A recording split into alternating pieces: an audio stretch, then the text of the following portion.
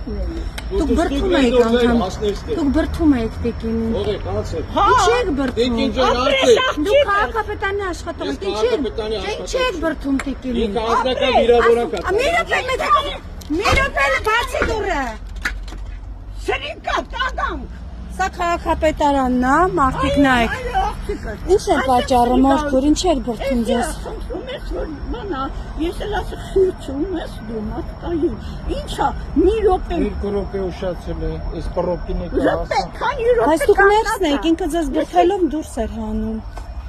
Ի՞նչն է պատճառը։ Ժամը լրացել է դուրս է։ Պաշտպանեցի ես իրան։ Ես դեմ